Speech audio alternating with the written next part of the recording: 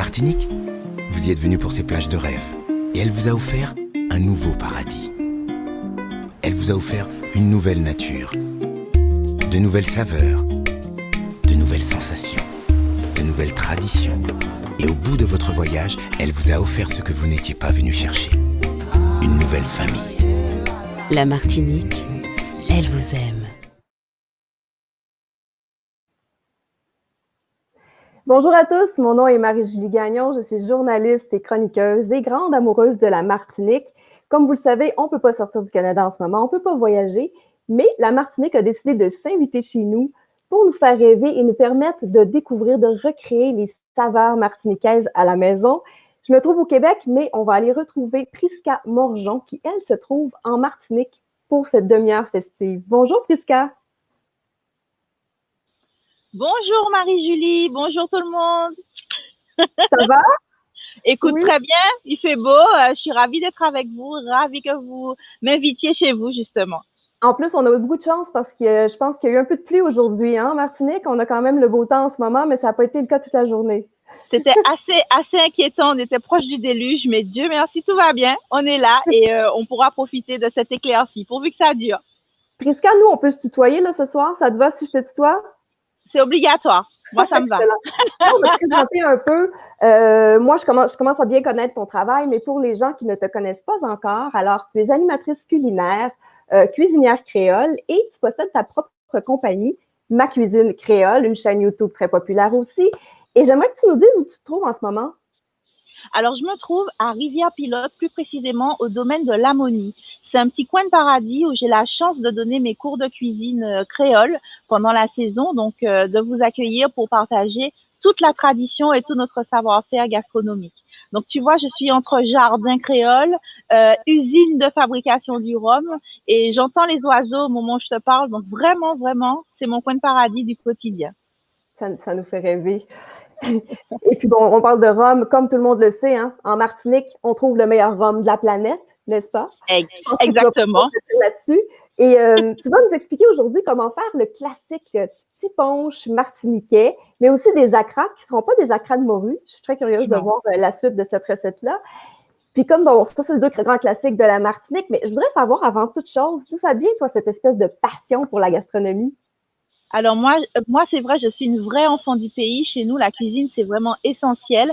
Je suis tombée dedans quand j'étais petite. Il y a ma grand-mère qui était une excellente cuisinière, une vraie maman créole, 7 enfants, et qui cuisinait énormément, 7. Et elle nous disait, je t'aime en remplissant les assiettes. Donc, t'imagines? Donc, du coup, on mangeait vraiment, c'était très important. Et puis, mes parents avaient un restaurant qu'ils ont ouvert quand j'avais 6 ans. Et donc, du coup, je passais mon temps en cuisine à apprendre et surtout à être dégustée. Plus à déguster d'ailleurs qu'à apprendre. Donc, tu es tombée dans la marmite dès ton enfance, en fait. Complètement. Là. Et ce goût du partage qui est vraiment typique de notre attachement à notre cuisine, c'est quelque chose que j'ai toujours gardé et que j'avais envie de partager, d'où les ateliers, d'où le métier que j'ai créé et mon entreprise. C'est très inspirant tout ça.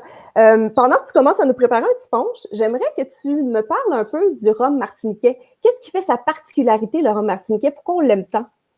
Alors, le rhum martiniquais, il faut savoir que c'est un rhum AOC. C'est un rhum qui est vraiment reconnu pour sa fabrication, sa spécificité. Il est réalisé à partir de la fermentation du jus de canne. Donc, c'est un peu une des raisons par rapport au rhum industriel, c'est une des raisons pour laquelle c'est un des meilleurs, notamment aromatiquement. Tu as vraiment toutes les saveurs de la canne. Et en fonction d'ailleurs du terroir de la canne, qu'on soit près de la mer, qu'on soit près de la montagne, etc., sa canne, en fait, elle a des saveurs spécifiques. C'est pour ça que chez nous, on recommande de faire le tour de l'île et de faire la route du rhum. Ça ne sera pas la même chose, peu importe où on va se déplacer. Il y aura vraiment des saveurs spécifiques d'une marque à l'autre. Rien à voir avec la mélasse industrielle qui est utilisée généralement pour le rhum. Voilà, c'est vraiment pas la même chose. OK, allons-y avec le petit punch parce que moi, j'ai soif. Alors, pour le petit punch, il te faut d'abord avoir de la lime, comme vous dites. Alors, chez nous, citron vert. Alors, j'espère que tu vois bien la découpe. On n'est pas sur un demi ni un quart vraiment. On coupe une petite rosace comme ça, tu vois. Et en fait, on commence par le sucre. Alors, évidemment, c'est mieux si vous avez du sucre de canne de Martinique. Oui, on va essayer de trouver ça. Sinon, allez, je te pardonne, il faudra prendre la cassonade. Mais on commence par le sucre et on ajoute ensuite le jus de citron. Tu vois, je presse et je lâche. c'est important parce que ça va permettre à ton sucre de se dissoudre beaucoup plus rapidement. Et je poursuis avec le rhum blanc. Donc là, j'ai un petit rhum spécial que j'aime beaucoup, un rhum à l'acacia. Un rhum acacia, c'est un rhum blanc qui est passé en fût d'acacia. Donc ça te donne une petite note de miel très agréable. Et tu vois, j'ai rajouté mon rhum, pas plus haut que le bord, comme on dit. C'est bon. Petit doigt, comme ça. Et ensuite, on va le mélanger. Ça, c'est la partie la plus importante. Ce geste-là est essentiel. Okay. Wow, quel rhum, quel punch! Oui, oh non, mais je te rassure tout de suite, moi, c'est du Saint-Laurent, typiquement montréalais. C'est pas du rhum, c'est de l'eau. C'est pas pareil, d'accord. J'ai presque eu peur. Je me suis dit, on ne tiendra pas la paix. Je l'ai rempli presque au bar. Et je rappelle aux gens, si jamais vous avez des questions pour Prisca, que ce soit à propos du rhum, que ce soit à propos des recettes qu'elle va faire aujourd'hui, elle va pouvoir répondre à vos questions. Je vais vous les relayer pendant la vidéo. Donc là, on a notre petit punch. Et j'ai des questions sur le rhum parce qu'on a l'image, Prisca, là, que vous êtes toujours en train de boire du rhum en Martinique. Est-ce que c'est le cas? Est-ce que c'est vrai, cette histoire de décollage, qu'on boit le rhum le matin pour démarrer la journée? Alors, écoute, je dois avouer que ma grande-tante et mon grand-père et mon arrière-grand-père, oui, ils avaient cette tradition-là. Ah, oui, okay. Alors, l'explication que les aînés m'avaient donnée quand j'ai posé la question petite, c'était qu'il fallait du courage pour se rendre au travail. Donc, effectivement, je trouvais qu'ils avaient besoin de beaucoup de courage à raison de 3-4 punches dans la journée. Mais notre génération, c'est vraiment autre chose. Le rhum, le petit punch, c'est vraiment l'alcool, l'apéritif de bienvenue, d'accueil, pour se réchauffer, si tu veux. Donc non, je prends du rhum à la maison, là, toujours. Ah, c'est obligatoire. Limite, on dit que tu ne sais pas recevoir si tu n'as pas du rhum chez toi. C'est obligatoire. Donc, effectivement, lorsque tu vas chez des amis, on te dira, on te souhaitera la bienvenue avec un petit punch réalisé dans les règles de l'art. Alors là, je te l'ai fait au sucre, mais on peut aussi le faire au sirop, par exemple, pour une version plus douce. Et puis, on s'amuse avec nos différents rhums aromatisés avec plusieurs saveurs. Mais ça reste quand même le nec plus ultra de l'accueil.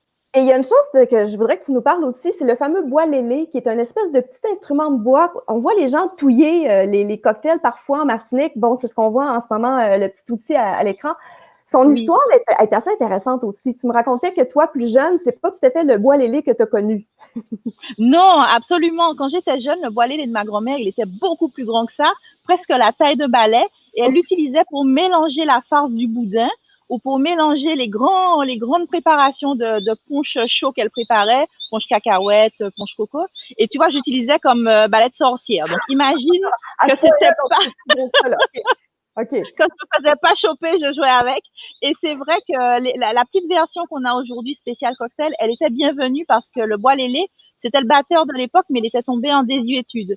Et avec cette astuce de nos barman, qu'on remet ainsi d'ailleurs, on a pu donner une deuxième vie à un produit qui était presque en voie de disparition. Et toi, tu fais aussi des accords, mais rhum. Ça m'intrigue beaucoup parce que est-ce qu'on peut vraiment manger tout avec du rhum? Complètement. Alors, c'est aussi une des richesses du rhum de Martinique en particulier. Comme je te parlais de terroir, mais aussi du travail de nos distilleries qui veillent vraiment à développer des produits typiques qu'on peut maintenant marier avec les plats. Donc, tu vas pouvoir prendre le petit punch blanc avec tes acras, mais sur un Colombo, par exemple, je pourrais te recommander un rhum vieux ou un rhum ambré. Sur tes desserts, tu pourras t'amuser avec des rhums un peu plus sucrés, avec des shrubs, avec des rhums aux fruits, par exemple. On a vraiment un travail qui est fait depuis de nombreuses années sur les accords mais rhum et c'est ce que je présente justement dans mes ateliers. Là, tu vas nous concocter un autre classique qui est le fameux acra, les fameux acras pas de morue cette fois-ci. Explique-nous un peu qu'est-ce que tu vas nous faire. Écoute, j'avais envie que vous puissiez vraiment vivre pleinement cette expérience martiniquaise à la maison. Alors, on a trouvé, je vous ai trouvé, une recette vraiment simple avec tous les ingrédients que vous trouvez à la maison. Donc, on va faire des acras de carottes et giromon. Ça te dit quelque chose, le giromon? Oui, giromon, on a tout ça à la maison. C'est quoi, giromon? C'est ça. C'est la citrouille locale. Ah, OK. Donc, ça se trouve quand même assez facilement pour nous aussi. Oui, donc il vous faudra de la citrouille, il vous faudra de la carotte, tu vois, tout simplement. Et après, on va s'amuser avec les différentes épices.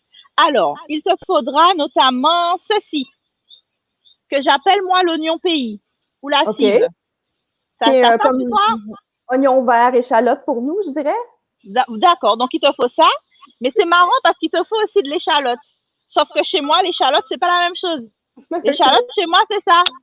OK, on va dire Je rappelle aux gens qu'on va mettre dans les commentaires les recettes autant du tiponche que des fameux acras. Comme ça, vous allez pouvoir tout retrouver, Oui. tous les équivalences aussi, tout va être expliqué. Donc, ça devrait être assez simple de trouver tout ça. Et est-ce qu'on peut remplacer le giromon Prisca par à peu près n'importe quel légume?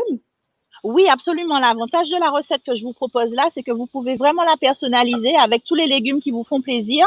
Et donc, tu auras noté, on est sur une recette 100% végane aussi. Donc, vraiment, elle peut s'adresser à tout le monde. Est-ce que les acras, c'est un peu comme le tiponche, on les sert surtout quand il y a des événements ou c'est quelque chose qu'on se fait tous les jours pour se faire plaisir? Alors, l'acra, ça reste quand même synonyme de réception, recevoir les amis, recevoir la famille, que ce soit pour une fête ou juste un repas en famille le dimanche. C'est vraiment le mets, tu vois. On dit tous qu'on est blasé parce qu'on connaît bien, mais si c'est sur la table, tout le monde se jette dessus, tu sais. Donc, c'est vraiment la Madeleine de Proust. Alors, justement, en parlant de ça, là, je suis en train de mélanger, tu vois, la pâte. Je suis en train de faire la pâte en mélangeant simplement la farine et l'eau.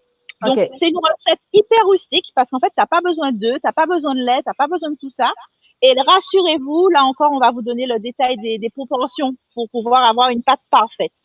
Donc, on commence par mélanger ça. Et donc, je te parlais de l'échalote version française, de la cive.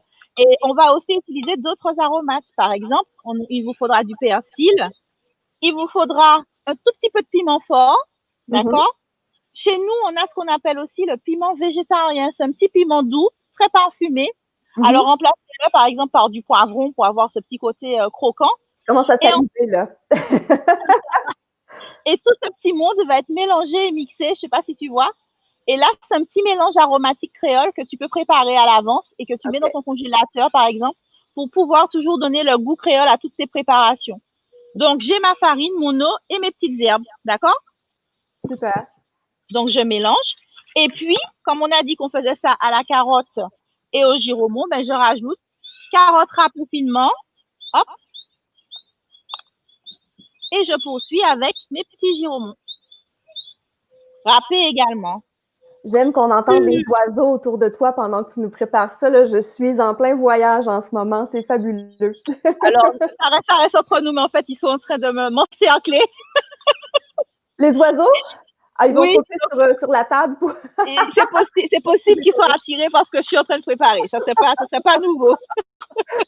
On risque d'avoir peut-être une scène unique avec les oiseaux qui débarquent. Donc, restez connectés et appelez vos amis. On ne sait jamais. Combien de temps ça te prend faire une recette d'acra normalement comme ça? Est-ce que c'est long pour toi? Écoute, non, justement, parce que là, tu vois, on a quasiment fini. Hein, regarde, il ne me reste plus qu'à mettre du bicarbonate, de la levure chimique, du sel et du poivre, un petit jus de citron pour pouvoir vraiment émulsionner les différentes levures. Et une fois que tu as fait ça, c'est prêt. Génial. Est-ce que c'est la même base pour les acras de morue, si on veut le remplacer, si quelqu'un tient à avoir la morue dans ses acras? Ouais. Absolument. Tu peux rajouter la morue, tu peux rajouter même des crevettes, couper un petit morceau et assaisonner, par exemple. Donc, c'est la même base. Mais rassurez-vous, la recette détaillée des acras de morue traditionnels est aussi sur mon blog. Donc, tu pourras la refaire et tout le monde pourra la refaire également. Génial. C'est bien d'avoir plusieurs, tu sais, variétés d'acras sur la table. Ça fait toujours, tu sais, ça fait classe. Ça fait encore plus festif, effectivement. Et avec le tiponche, est-ce qu'on peut se lasser de boire des tiponches, Prisca? Est-ce que c'est quelque chose qu'on peut… Non, jamais? Je comprends même pas la question. Ben non. On sert des tiponches. Il y a aussi le fameux rum punch qu'on voit. On voit des variantes. Mais oui, c'est pour ça que je te dis ça, parce qu'en fait, chez nous, on a le tiponche, mais après, quand je te disais, tu as du rhum aromatisé, tu as des rhums fruités. Donc déjà, tu as une variété de cocktails possibles. Et puis derrière, tu rajoutes les punchs traditionnels, le punch cacahuète, le punch coco, des préparations comme ça à base de lait, à base de fruits infusés. On peut pas se lasser, c'est impossible. Impossible. Okay. À partir de quel âge on commence à boire du tiponche en Martinique? Alors, je te confie un secret qui restera entre nous, d'accord? Moi, j'ai bu mon premier tiponche, j'avais 6 ans. Ah! Hey, l'éducation à l'ancienne, tu sais? Je ne répète à personne. Je ne répète à personne. Mais aujourd'hui, non, on ne fait plus la même chose. Mais dans ma jeunesse, on donnait… Alors, tu sais, tu avais la petite goutte de rhum le dimanche, la petite goutte de rhum dans le thé en grog quand tu étais malade, la petite goutte de rhum dans le lait chaud au miel, la petite goutte de rhum. Enfin, tu vois ce que je veux dire? Donc, vraiment, les enfants faisaient semblant d'être malades simplement pour goûter le rhum plus souvent dès l'enfance. Tout tous les enfants, je ne sais pas, mais moi, oui, définitivement. Et est-ce que tes enfants font la même chose, Prisca?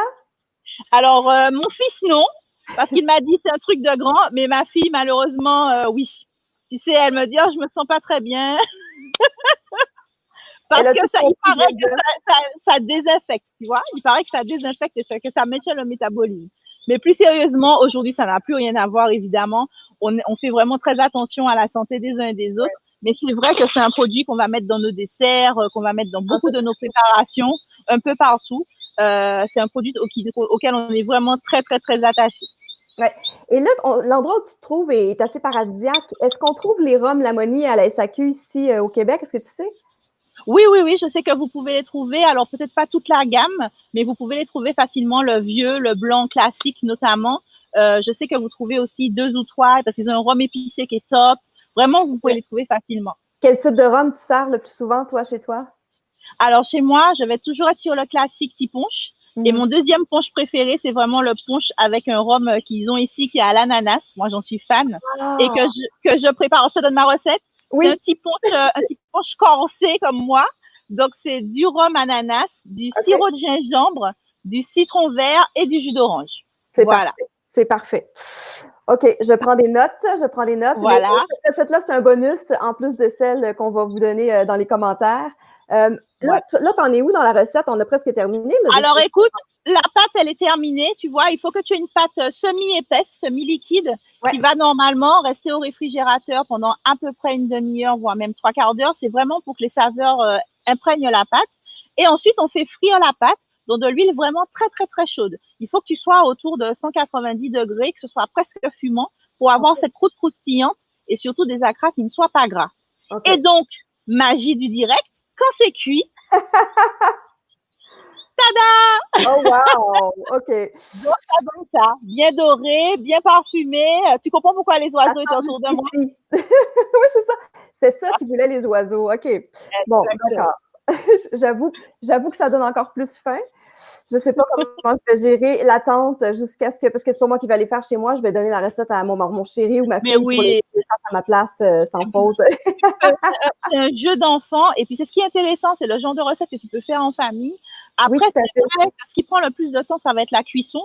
Un acra, c'est environ 45 secondes, 1 minute dans l'huile. Donc, c'est ce qui va prendre le plus de temps. Mais vraiment, le jeu en vaut la chandelle, quoi. Excellent.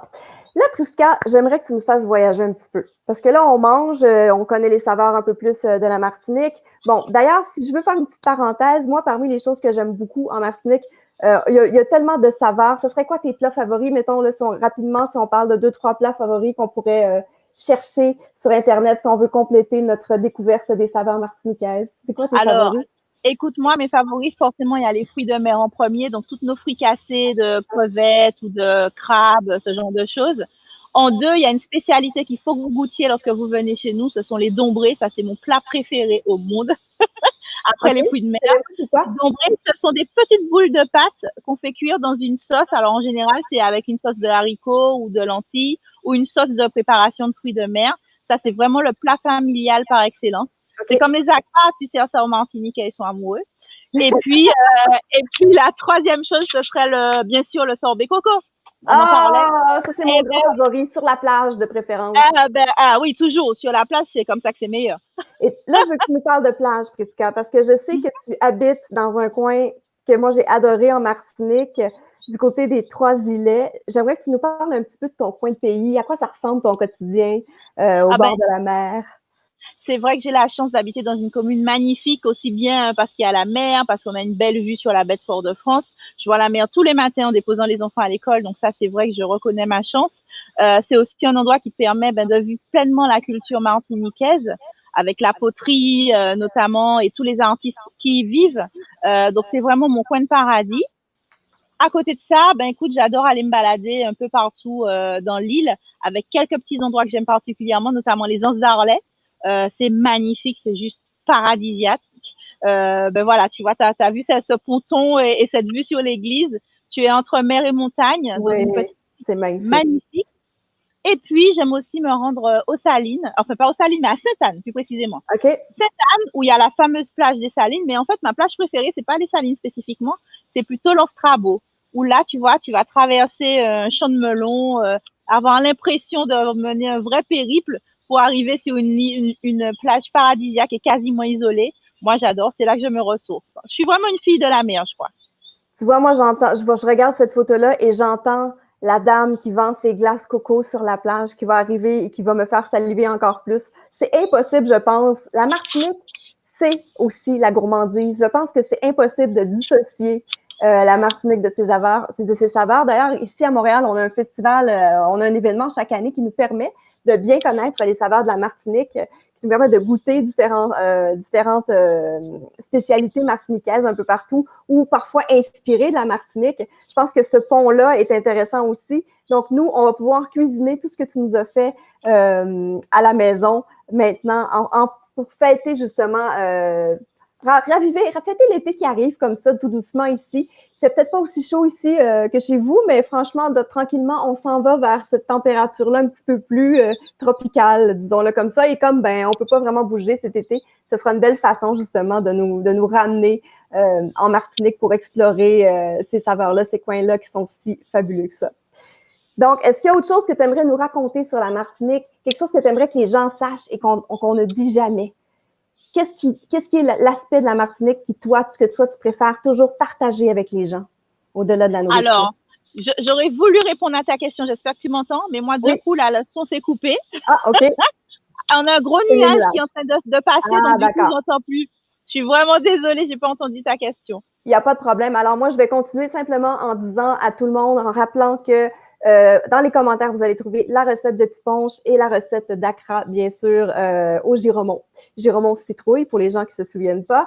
Et on aura toutes les informations là-dessus. Si jamais vous avez des questions complémentaires aussi sur ce que Prisca nous a cuisiné aujourd'hui, vous allez pouvoir retrouver ça dans les commentaires également. Comme Prisca commence, est-ce que tu nous entends maintenant? Ça va mieux un peu ou...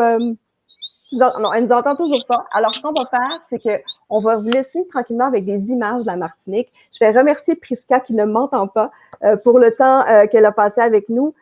Encore une fois, je vous rappelle que vous pouvez la suivre sur Ma Cuisine Créole. Vous allez pouvoir découvrir toutes ses recettes, ses vidéos sur YouTube aussi. Je sais que vous allez pouvoir voyager avec elle à travers les saveurs, mais aussi à travers la Martinique. Je pense j'entends les oiseaux. Elle ne nous entend pas, mais je ne sais pas si vous entendez. Moi, j'entends les oiseaux. Je lis sur les lèvres.